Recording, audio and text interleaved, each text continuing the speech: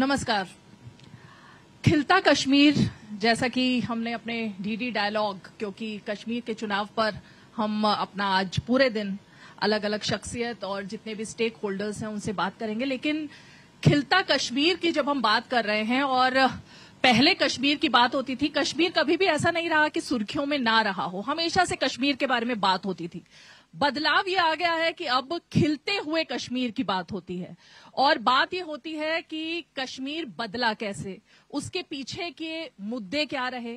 और आज जब विधानसभा के चुनाव हैं, क्योंकि हम वोटिंग परसेंटेज की भी बात करेंगे, लेकिन इतना उत्साह लोगों में जो दिख रहा है, खासकर युवाओं में और महिलाओं में। एक वक्त था जब पत्थर की बात होती थी, युवाओं के हाथ में होते थे वो पत्थर, लेकिन अब रोजगार की बात होती है, महिलाओं के खिलते हुए मुस्कुराते हुए चेहरों की बात होती है और स्कूल जाती हुई बच्चियों की बात होती है। तो ये बदलाव कैसे आया, ये बात करने के लिए हमारे साथ बेहद ही खास मेहमान इस वक्त मौजूद हैं, जिनका तारुफ मैं कराऊं कि जब दिल्ली से यहां पर वो आए तब उनका नाम चर्चा में आया और ये हुआ कि उनको यहां पर आने के पीछे एक खास मकसद है कि अब कश्मीर विकास के राह पर चलेगा और एक विजन के साथ उनकी यहां पर मौजूदगी दर्ज हुई। वो लोगों के बीच भी गए, जनता का दरबार भी लगाया, कोविड के समय में भी देखा और चुनाव के समय में भी देखा कि आरोप प्रत्यारोप में वो नहीं पड़ते, बल्कि हकीकत में काम कैसे होता है शायद उसमें यकीन करते हैं। खास मेहमान उपराज्यपाल मनोज सिन्हा जी हमारे साथ हैं। बहुत बहुत स्वागत है सिन्हा जी आपका। धन्यवाद। शुरुआत में इसी बात से कहूंगी कि जब आप आए थे और अब में, और अब जब चुनाव पूरी तरह से अपने शबाब पर आ ही गया है, क्या बदलाव आप इन सालों में देखते हैं? जब आप आए वो चुनौती और आज चुनाव की चुनौती। नहीं, जब मैं आया था तो मुझे लगता है कि शताब्दी की सबसे बड़ी महामारी कोरोना से पूरी मानवता पीड़ित थी। 7 अगस्त 2020 को मैं आया था और 8 अगस्त को की शाम को मैं हॉस्पिटल गया था। बड़ी भयावह तस्वीर थी और मैं कह सकता हूं कि देश के वैज्ञानिकों, हमारे डॉक्टर्स और हेल्थ सर्विस से जुड़े हुए सभी सहयोगियों के कारण, यहाँ की सिविल सोसाइटी और अनेक सामाजिक संस्थाओं के प्रयत्न के कारण उस महामारी से देश के बाकी हिस्सों में जिस तरह की परेशानी थी, थोड़ी कम परेशानी जम्मू कश्मीर में हुई। खासतौर से जब कोविड की सेकेंड वेव आई थी तो उस समय मुझे याद है, मैं जब अगस्त में आया था, सितंबर में मैंने एक रिव्यू लिया था तो हमारी कुल ऑक्सीजन जनरेशन क्षमता 14,000 एलपीएम थी और कोविड की जब सेकेंड वेव आई तो 48,000 एलपीएम हमारी क्षमता हो गई थी। ढेर सारे लोगों की जान इसके कारण बच सकी। वो तस्वीरें देश ने देखी हैं कि बर्फीले रास्तों पर चलती हुई महिला स्वास्थ्य कर्मियां 8-8 किलोमीटर 10-10 किलोमीटर की यात्रा तय करके कोविड वैक्सीनेशन किया। और उस समय मुंबई उच्च न्यायालय ने, मुंबई की हाईकोर्ट ने एक टिप्पणी की थी किसी सरकार पर, मैं उसका नाम नहीं लेना चाहता, बल्कि मुंबई हाईकोर्ट ने कहा कि वैक्सीनेशन कैसे होता है, कोविड मैनेजमेंट कैसे होता है, ये जम्मू कश्मीर से सीखना चाहिए। वहां से यात्रा शुरू हुई थी। स्वाभाविक रूप से एक ऐसा वातावरण था जिसमें लोग हताश थे, निराश थे। आज मैं कह सकता हूं कि जम्मू कश्मीर के आम आदमी, खासतौर से नौजवान हो या महिलाएं हो, उनकी आकांक्षाओं को नया पर लगा है और देश के दूसरे हिस्सों के लोग जिस तरह से सपने देख रहे हैं, यहाँ के लोग भी उसी तरह के सपने देखने लगे हैं। विकास की राह पर जम्मू कश्मीर आगे बढ़ रहा है। ये सच है कि आवश्यकताएं अनंत होती हैं। ये कोई एब्सोल्यूट फिगर नहीं होता है डेवलपमेंट का कि ये हो गया तो काम खत्म हो गया। जैसे जैसे काम बढ़ता है, लोगों की आकांक्षाएं, अपेक्षाएं बढ़ती हैं। मैं समझता हूं कि सही दिशा में जम्मू कश्मीर आगे बढ़ रहा है। मनोज जी, ये सवाल इसलिए जो आपने बात कही उसी से जुड़ा हुआ मैं करना चाहूंगी। कश्मीर भारत का अभिन्न अंग था, है और रहेगा, लेकिन अब तक जिस तरह से कश्मीर को आंका जाता था, इसीलिए आपने कहा कि कश्मीर के युवाओं के, महिलाओं के सपने जब पूरे होते हैं, उनके सपने शायद बाकी भारतवासियों से थोड़े से अलग रहे, क्योंकि एक ऐसी राजनीति चलती रही जिसकी वजह से ये था कि पहले तो वो सुरक्षा देखें, शांति देखें, तब वो रोजगार की बात करें, तब वो शिक्षा की बात करें। आपने एक बड़ा स्टेटमेंट दिया कि उनके सपने पूरे हो रहे हैं। आपको लगता है अब कश्मीर की आवाम भी बाकी देशवासियों जैसी हो गई है और उसकी तरह सपने देख पा रही है और पूरे कर पा रही है? इसमें मुझे थोड़ा भी संदेह नहीं है कि यहाँ के नौजवानों, महिलाओं या कॉमन मैन की आकांक्षाओं अनंत आकाश तक पहुंच गई। नए सपने देख रहे हैं, उनको पूरा करने की पुरजोर कोशिश कर रहे हैं। अगर टैलेंट की मैं बात करूं तो यहाँ जो टैलेंट है, मैं समझता हूं कि पिछले 35-40 सालों से मैंने सामाजिक और राजनीतिक क्षेत्र में काम किया है। ऐसा टैलेंट मैंने हिंदुस्तान के किसी कोने में नहीं देखा है। और अब सही दिशा में वो जम्मू कश्मीर को और देश को आगे बढ़ाने में ढेर सारे युवा, ढेर सारे बच्चे बच्चियां या यहाँ के नागरिक लगे हैं। और मैं उम्मीद करता हूं कि नई सुबह का जो आगाज हुआ है वो निश्चित रूप से विकसित भारत के निर्माण में जम्मू कश्मीर के लोगों के योगदान को आने वाला इतिहास भारत का या भविष्य जरूर याद रखेगा। 58% का मतदान रहा, जो कि रिकॉर्ड था अब तक के इतिहास की। अगर हम बात करें तो 35 वर्षों का इतिहास कभी ऐसा ही नहीं रहा कि कश्मीर में इतना ज्यादा मतदान हो। इस मतदान के पीछे ये जो आपने बात कही, जो आपके विरोधी हैं और खासकर राजनीति में जो यहाँ पर लोग हैं, वो कह रहे हैं कि ये सिर्फ एक फेस सेविंग है, दुनिया को ये दिखाना कि हाँ हम लोकतंत्र कश्मीर में बहाल कर रहे हैं। बल्कि जो असली युवा हैं, महबूबा मुफ्ती कह रही हैं, वो तो जेलों में बंद है, वो लोग तो बाहर ही नहीं आ पा रहे। किसी राजनीतिक विषय पर मैं कोई राय नहीं रख सकता और विधानसभा के चुनाव है तो मैं उस मर्यादा को भी समझता हूं कि मॉडल कोड ऑफ कंडक्ट लागू है, तो मैं उस सीमा और मर्यादा में ही बात करूंगा। थोड़ा मैं पीछे आपको ले जाऊंगा।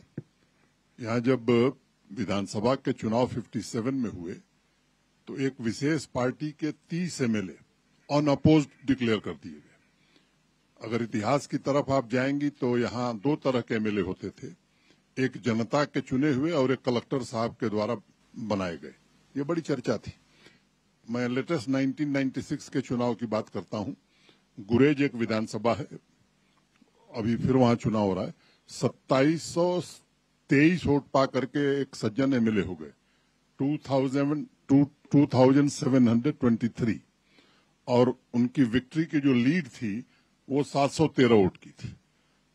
अब आप कल्पना करिए, तो मैं मानता हूं कि लो वोटिंग परसेंटेज भी रिगिंग का एक पार्ट था। खैर, उससे मैं आगे निकलता हूं। जो लोकसभा के चुनाव हुए हैं, यहां लोगों ने पहली बार 1977 में फ्री एंड फेयर पोल देखा और चुनाव में रिगिंग या मैं कहूं कि निष्पक्ष चुनाव न होना, वो एक बड़ा कारण रहा है जम्मू कश्मीर की आवाम की भावनाओं को भड़काने का, और उसका दुष्परिणाम जम्मू कश्मीर ने भोगा है। 1977 में पहली बार मोरारजी भाई की जब सरकार बनी तो यहाँ के लोगों ने निष्पक्ष चुनाव देखा था। फिर 2002 हो, 2014 हो, 2019 हो, 2024 हो, चुनाव में लोगों ने देखा। जो पिछला लोकसभा का चुनाव है, ठीक है, 58.06% मतदान हुआ। उससे जो मूल बात निकलती है कि जम्मू कश्मीर के लोगों ने भारत के लोकतंत्र में और लोकतांत्रिक मूल्यों में आस्था व्यक्त की है। अगर मैं वैली की बात करूं, केवल कश्मीर वैली की, तो यहां भी 50.6% मतदान हुआ, जो कि 30-35 सालों में इतना मतदान नहीं हुआ था। विशेष रूप से युवा, महिलाएं, बुजुर्ग बढ़ चढ़ करके हिस्सेदारी किया। और अभी जो विधानसभा के चुनाव हो रहे हैं, मैं उम्मीद करता हूं कि ये परसेंटेज और बढ़ेगा। लोगों की एस्पिरेशंस जब जगती हैं, जागृत होती हैं, तो स्वाभाविक रूप से लोग चाहते हैं कि हमारा भी योगदान यहाँ के विकास में, यहाँ की गवर्नेंस में हो। और मैं मानता हूं कि वो लोगों की आंखों में दिखाई पड़ रहा है।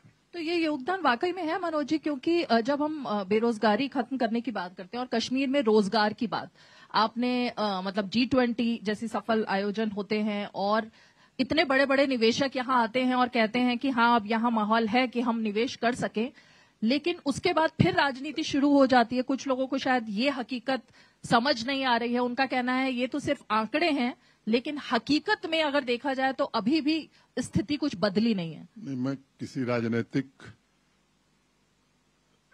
दल या राजनीतिक नेता की टिप्पणी पर यहाँ टिप्पणी करने नहीं आया हूं। बेरोजगारी है, देश में नहीं दुनिया में है। दुनिया के विकसित देशों में भी बेरोजगारी है। इस तथ्य को समझने की जरूरत है कि सबको सरकारी नौकरी नहीं दी जा सकती। जम्मू कश्मीर का जहां तक सवाल है, गवर्नमेंट की सैंक्शन पोस्ट हमारी 4,80,000 4,80,000 है और जम्मू कश्मीर की कुल आबादी 1,40,00,000 है। अब ये सामान्य रूप से नहीं समझ में आएगी। अगर मैं एक और उदाहरण दूं कि बिहार की आबादी 13 करोड़ है और वहां गवर्नमेंट की सैंक्शन पोस्ट जो है 5,13,000 है, तो गवर्नमेंट सेक्टर में ऑलरेडी यहां ओवर एम्प्लॉयमेंट है। इसके अलावा 1 लाख से ज्यादा डेली वेजेस, कोई 2,000 पर, कोई 3,000 पर, कोई 4,000 पर लगाया गया और उनको के अपॉइंटमेंट लेटर में लिख दिया गया कि after 7 years you will be observed.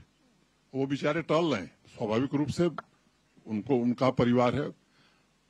दूसरी बात मैं कहना चाहता हूं कि ढेर सारी ऐसी नियुक्तियां हुई जो बिना किसी प्रॉपरली कॉन्स्टिट्यूटेड सिलेक्शन कमेटी के द्वारा हुई। पिछले 4 वर्षों में 42,000 से ज्यादा सरकारी नौकरियां दी गई हैं और मैं यहाँ की आवाम भी बैठी है, आपके चैनल के माध्यम से ये कहना चाहता हूं कि पूरी तरह से मेरिट और ट्रांसपेरेंसी के आधार पर नौकरी दी गई। वो जमाना खत्म हो गया जब सिफारिश के आधार पर नौकरी मिलती थी। हाँ, ये मैं जानता हूं कि सबको सरकारी नौकरी नहीं मिल सकती और एक माइंडसेट भी यहाँ का रहा है। एक टाटा टेक्नोलॉजी के लोग यहाँ सेंटर चलाते हैं बारामूला में, एक जम्मू में। वहाँ बीटेक एमटेक किए हुए लड़के वहाँ ट्रेनिंग करने के लिए जाते हैं, इंडस्ट्री 4.0 की, खासतौर से आर्टिफिशियल इंटेलिजेंस, रोबोटिक्स, इन चीजों की ट्रेनिंग करने। एमटेक किए हुए कुछ बच्चे वहां ट्रेनिंग करके और बड़े ही इक्विप्ड हैं, वेल इक्विप्ड हैं। मैं उनसे बात कर रहा था तो कहे आप कश्मीर में कोई नौकरी मिले तो करेंगे, जम्मू कश्मीर के बाहर नहीं जाएंगे। इससे अब यहाँ का युवा बाहर निकल रहा है।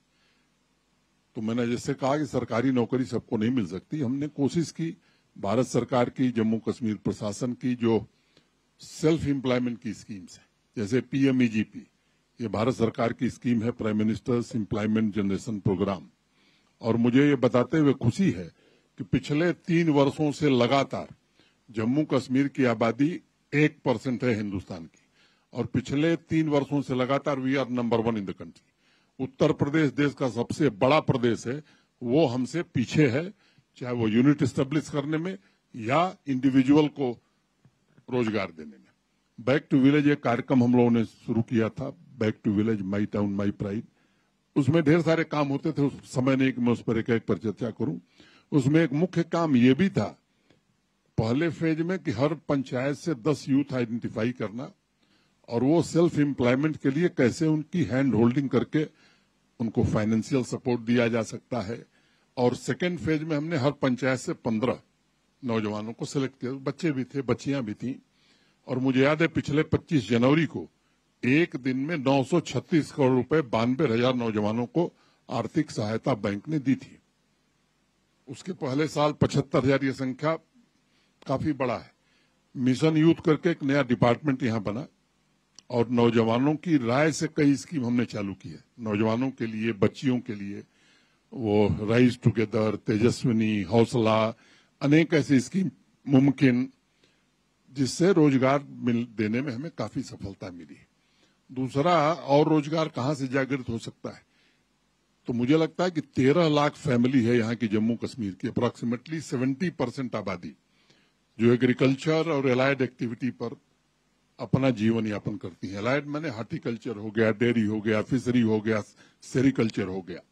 उसके लिए आज से 1.5 साल पहले देश के जाने माने कृषि विशेषज्ञों के साथ मिलकर के एक होलिस्टिक एग्रीकल्चर डेवलपमेंट प्लान हमने बनवाया। हमने क्या, मैंने हमारे साथियों ने, प्रशासन ने, और जो एग्रीकल्चर और लाइन डिपार्टमेंट पर जो हमारा एनुअल बजट था, उसके अलावा 5,013 करोड़ रुपए अगले 5 साल में, हर साल 1,000 करोड़ रुपया अधिक खर्च हम कर रहे हैं। 29 प्रोजेक्ट हम लोगों ने डिजाइन करी और उद्देश्य क्या है, आज हम आमदनी के मामले में हमारा किसान देश में 5वें स्थान पर है। और आज आपके चैनल के माध्यम से कहना चाहता हूं, 1 साल से ऊपर हो गया, 1.25 साल हो गया, जब ये प्रोग्राम हमारा पूरा इंप्लीमेंट हो जाएगा तो मुझे लगता है कि we will be definitely number 2 और नंबर 1 इन द कंट्री। दूसरी बात, एक छोटी बात मैं बताता हूं। अब 29 प्रोजेक्ट की चर्चा मैं करूं, ये समय भी नहीं है और आपके पास भी समय नहीं है, मेरे पास भी नहीं। जैसे वैली में मस्टर्ड की खेती नहीं होती थी, सरसों जिसे कहते हैं, पिछले 2 साल से मस्टर्ड की खेती वैली में हो रही है। और मुझे लगता है कि एक हेलीकॉप्टर से जाते समय या गाड़ी से जाते समय आप देखेंगे, जब आप आएंगी तो लगता है कि एक येलो रिवोल्यूशन पूरे वैली में आ गया। अब एक सामान्य आदमी को यह समझ में आता है कि मस्टर्ड की खेती हो रही तो क्या होगा, तो एडिबल ऑयल हो जाएगा, खाने के लिए, सब्जी बनाने के लिए तेल मिल जाएगा। अब मैं बताता हूं उसके 3 लाभ है। जम्मू कश्मीर में फॉडर डेफिसिट है, चारे की दिक्कत है। जितने चारे की जरूरत है फॉडर की, उसका 40% जम्मू कश्मीर प्रोड्यूस करता है। अब HADP के इम्प्लीमेंट होने के बाद जो टारगेट हमारा है वो 80% फॉडर हमको मिल जाएगा।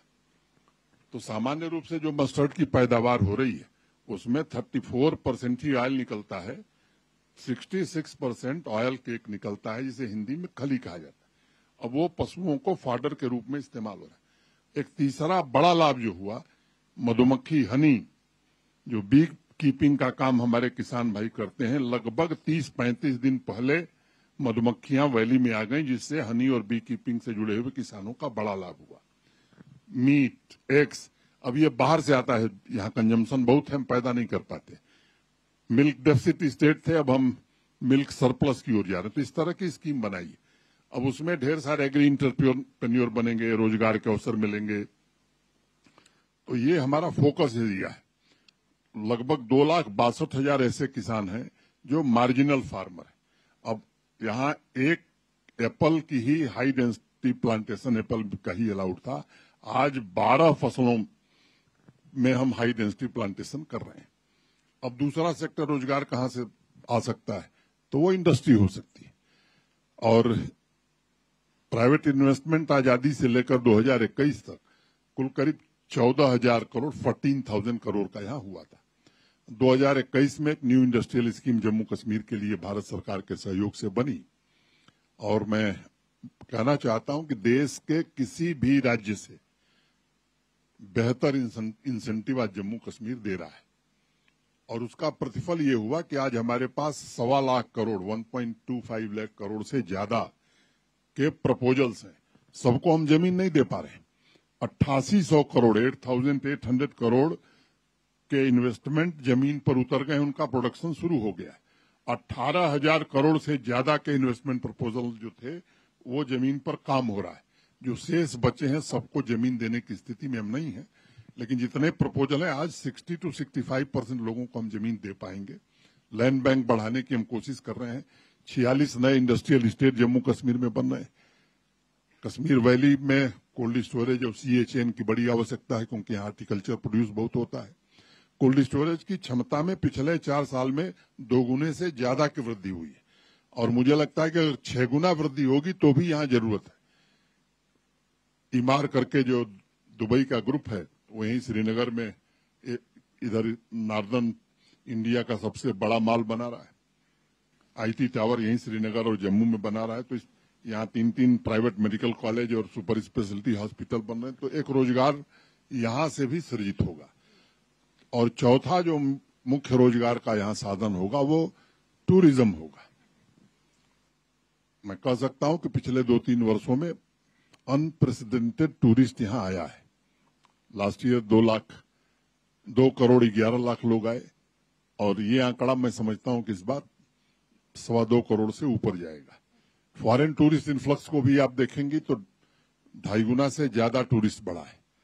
अब वो शिकारा वाला है, होटल वाला है, टैक्सी वाला है, ऑटो वाला है, खोमचा वाला है, इन सबको रोजगार के और आमदनी के नए साधन निश्चित रूप से मिले। हैंडीक्राफ्ट और हैंडलूम यहाँ की विशेषता रही है। डाउनवर्ड ट्रेंड हमारा शुरू हो गया था एक्सपोर्ट का पिछले 2 सालों में, अब वो अपवर्ड ट्रेंड शुरू हुआ है और 1163 करोड़ रुपए का एक्सपोर्ट लास्ट ईयर हमने किया है। इस साल हम उससे ज्यादा करेंगे। इकोनॉमी की अगर मैं बात करूं जम्मू कश्मीर की, तो 2016-17 में ये मोटे तौर पर 1,17,000 करोड़ की इकोनॉमी थी, जो 22-23 में 2,45,000 करोड़ की हो गई और इस फाइनेंशियल ईयर में 24-25 में 2,63,000 करोड़ की हो जाएगी। मैंने पिछले 4-5 साल में इकोनॉमी भी यहाँ की डबल हो गई। जो हमारी ग्रोथ रही वो 7.61% रही। एक छोटा उदाहरण देता हूँ। एक यहाँ जम्मू कश्मीर बैंक है। जब मैं आया था तो 1100 करोड़ के घाटे में चलता था। एनपीए 10.4% था और अभी 1727 करोड़ के प्रॉफिट में है। एनपीए 3.91 है। तो ये सब बदलाव हुए हैं और यहाँ के लोगों के सहयोग से हुए। तो मैं समझता हूँ एक कोशिश की जा रही है। हमारी महिलाएं हैं, बच्चियां हैं, सेल्फ हेल्प ग्रुप के माध्यम से कैसे उनको रोजगार अधिक से अधिक मिले, उनका बिजनेस कैसे स्केल अप किया जाए। तो 8 लाख से ज्यादा महिलाएं हैं, 7 लाख से जो इन कामों से जुड़ी हुई हैं। तो एक कोशिश हो रही है, लेकिन मैं जानता हूं कि इसके बावजूद बहुत सारे लोग हैं जिन्हें रोजगार नहीं। ये इंडस्ट्रियलाइजेशन जितना होगा, टूरिज्म जितना बढ़ेगा, एग्रीकल्चर और एलाइड सेक्टर में जितना काम होगा, मैं समझता हूं उससे रोजगार बढ़ेगा। तो maximum terrorism versus maximum tourism, तो यही तो हकीकत है सिन्हा जी जो आप बता रहे हैं। शायद इसीलिए खिलता कश्मीर से कुछ लोगों को समस्या है। अब मैं तो ये देख रही हूँ, आपने कहा कि आप राजनीतिक मुद्दों पर बात नहीं करेंगे, उस पर जवाब नहीं देंगे, लेकिन वो ये मेरे पूरा लिए उचित नहीं आपके लिए उचित नहीं है। लेकिन दिक्कत यह है कि पूरा चुनाव जो है ये 3 ही मुद्दों पर हो रहा है। कश्मीर का इतिहास, अनुच्छेद 370 और मनोज सिन्हा जी। तो मैं जरा कोट अनकोट करना चाहूंगी कि एक नेता जो आप भी जानते हैं, उन्होंने कहा 1947 में हमने राजाओं को हटाकर लोकतांत्रिक सरकार बनाई, देश को संविधान दिया, लेकिन आज जेएनके में राजा है और उनका नाम है एलजी। अब इस तरह के कमेंट जब पूरे चुनाव प्रचार में जनता के बीच जाकर होंगे तो उसका तो कुछ जवाब आएगा। 2 बात मैं कहूंगा। एक तो जो लोग जिम्मेदार पदों पर हैं, खासतौर से जो संवैधानिक पदों पर बैठते हैं या संविधान की शपथ लेते हैं, उन्हें कॉन्स्टिट्यूशनल अथॉरिटीज पर और न्यायालयों पर, जुडिशियरी पर कमेंट नहीं करना चाहिए। और स्वाभाविक रूप से जो लोकतांत्रिक संस्थाएं, हमारी संवैधानिक संस्थाएं हैं, राजनीतिक मतभेद हो सकते हैं, विवाद हो सकते हैं, लेकिन इस देश की एक परंपरा रही है कि उन संस्थाओं को डिग्रेड कोई नहीं करता है। अब ये दुर्भाग्यपूर्ण है इस देश के लिए। राहुल गांधी ने जो कमेंट किया, आपको राजा कहा और कहा आपने एक तरीके से यहाँ भगवान उन्हें सद्बुद्धि दे और कमेंट करें, वो मैं इससे ज्यादा क्या कहूं। लेकिन मैं यही कह सकता हूं कि लोगों को बचना चाहिए। और दूसरी बात यह है कि चुनाव हो रहा है, जो राजनीतिक प्रतिद्वंदी हैं उनसे वो चुनाव लड़े। अनावश्यक रूप से अगर मैं कहूंगा तो शायद अच्छा नहीं होगा, लेकिन मैं उनको एक सलाह दूंगा कि अगर उनके पास कोई तंत्र है तो एक वो सीक्रेट बैलेट करा लें जम्मू कश्मीर में और आम आदमी की आवाज जान लें। उन्हें समझ में आ जाएगा कि पिछले 4-5 वर्षों में बदलाव क्या हुआ है। बदलाव जिसकी आप बात करें, 45 साल के बाद डोडा में देश के किसी भी प्रधानमंत्री की रैली होने वाली है। कल प्रधानमंत्री नरेंद्र मोदी डोडा में रहेंगे। आपका मैंने एक स्टेटमेंट देखा, आपने कहा हम शांति खरीदने में विश्वास नहीं करते। तो क्या ये एक तरीके से संकेत था कि जो वास्तविकता है वो ये है? 2 बात समझिए कि शांति जब खरीदी जाती है तो अस्थायी नहीं होती है। शांति स्थापित की जाती है अस्थायी रूप से, तब शांति आती है। तो ये मौलिक अंतर, ये सबको समझना चाहिए। यहाँ बहुत सारी चीजें कई वर्षों बाद हुई। 34 वर्ष बाद श्रीनगर में सिनेमा हॉल खुला, शोपिया में सिनेमा हॉल खुला, पुलवामा में सिनेमा हॉल खुला। 34 साल बाद मुहर्रम का जुलूस निकला, शांतिपूर्ण ढंग से निकला।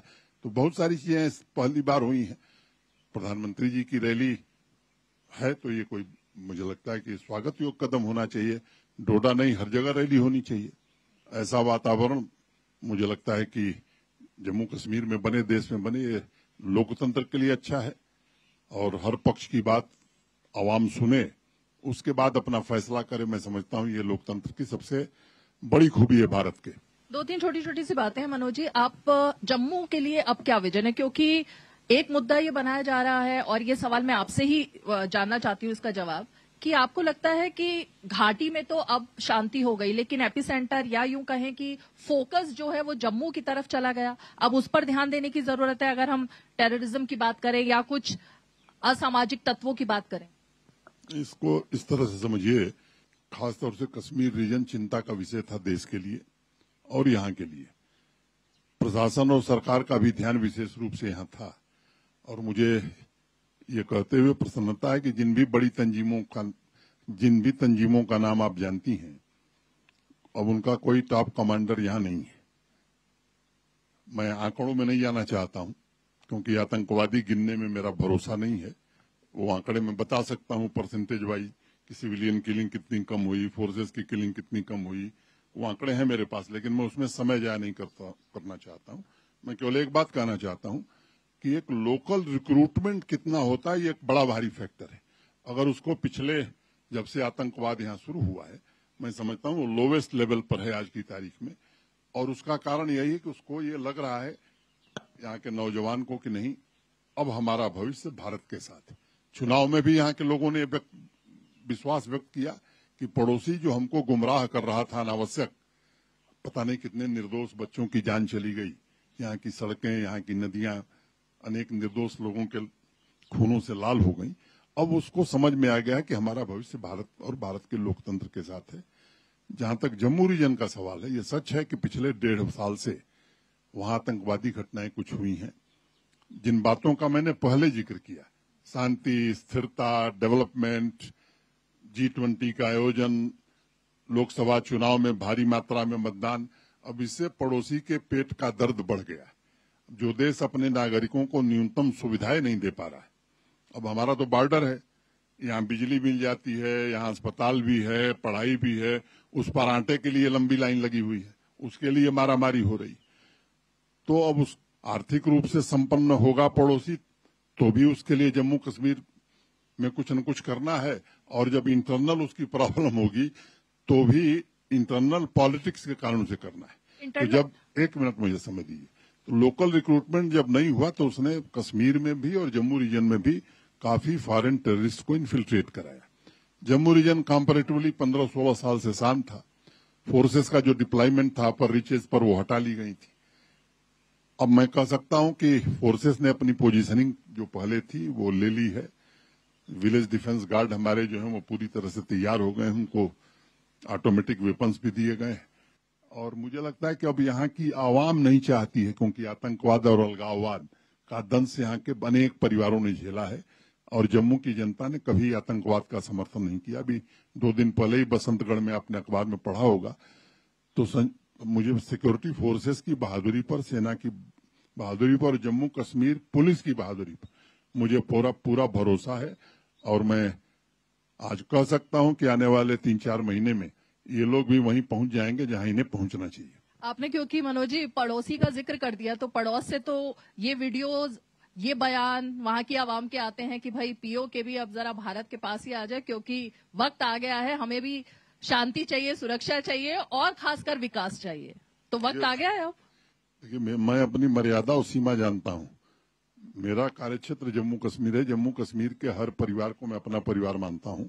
अब पीओके में क्या होगा, इसके लिए भारत सरकार ने विदेश मंत्रालय बनाया है, भारत सरकार है, तो उस पर मैंने जिसका जो काम है, अगर वो काम करेगा तो मुझे लगता है कि वो बेहतर होगा। तो अनावश्यक रूप से मैं अपनी सीमा और मर्यादा के बाहर नहीं जाना चाहता हूं। एक तथ्य मैं आपको बताना चाहता हूं, यहाँ बहुत सारे लोग हैं जिनको शायद पता होगा, ये बात एक नहीं आ रही कि ये चुनाव जो विधानसभा का है, ये 50 वर्ष बाद एक ऐसा चुनाव है जिसमें जम्मू कश्मीर में 5 साल की विधानसभा बनने जा रही। नहीं तो 1975 से देश में बाकी विधानसभा असेंबली 5 साल की होती थी, जम्मू कश्मीर की असेंबली 6 साल की होती थी। इसके मौलिक कारण को अगर आप समझेंगे तो जब देश में इमरजेंसी लगी थी, जब श्रीमती इंदिरा गांधी जी के खिलाफ इलाहाबाद हाईकोर्ट ने फैसला दिया, और उस समय क्या क्या हुआ था मैं उसमें नहीं जाना चाहता हूं, तो संविधान संशोधन करके लोकसभा और राज्यसभा का कार्यकाल 6 साल के लिए क्या किया गया था, और तब अनेक राज्यों को भी कहा गया।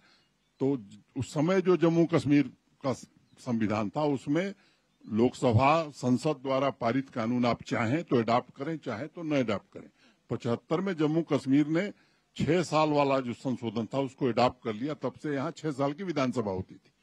अब ये पहली बार है 50 साल बाद जब देश के बाकी राज्यों में विधानसभा 5 साल की है, तो जम्मू कश्मीर में भी 5 साल की होगी।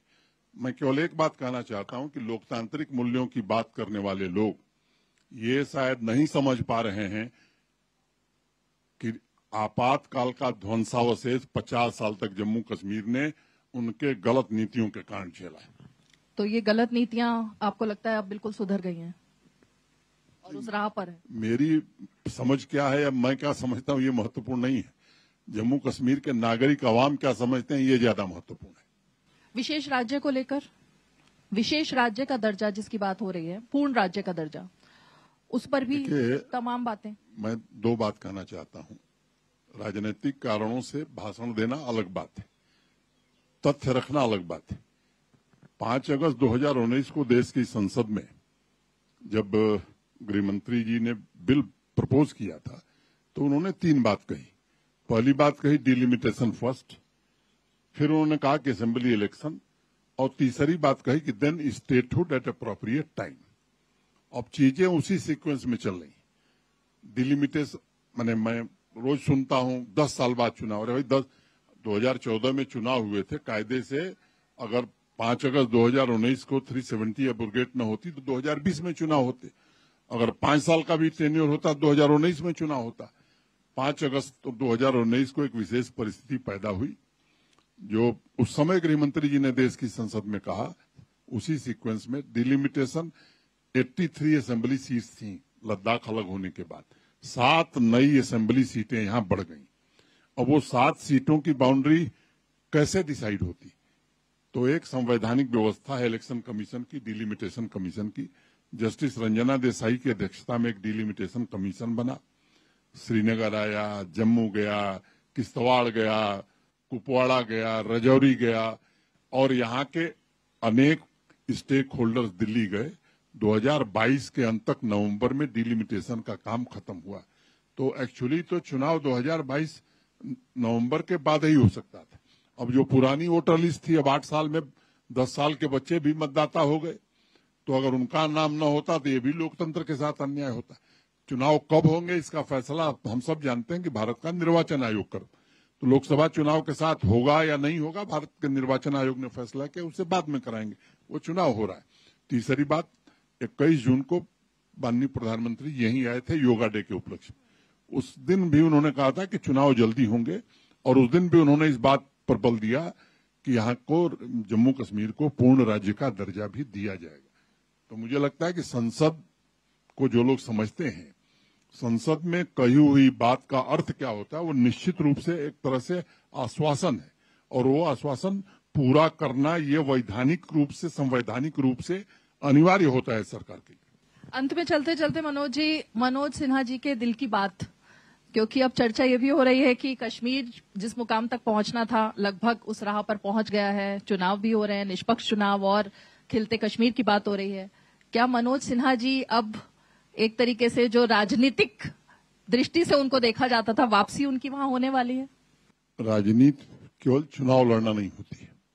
मुझे लगता है कि इस देश में एक गलत धारणा बन गई कि राजनीतिक दल में काम करना और चुनाव लड़ना यही राजनीति है। मुझे लगता है कि लोगों के जीवन में बड़ा बदलाव आ सके, इससे बड़ी राजनीति, मानव सेवा से बड़ी राजनीति कुछ नहीं है।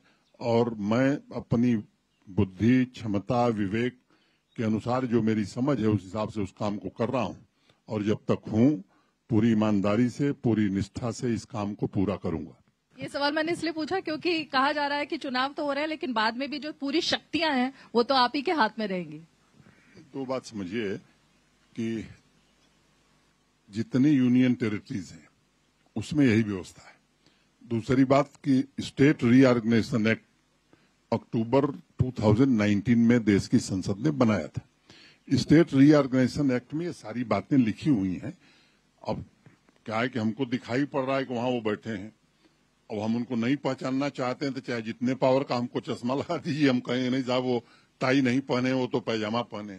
तो कुछ लोगों को बोलना है क्योंकि उन्हें चुनाव लड़ना है।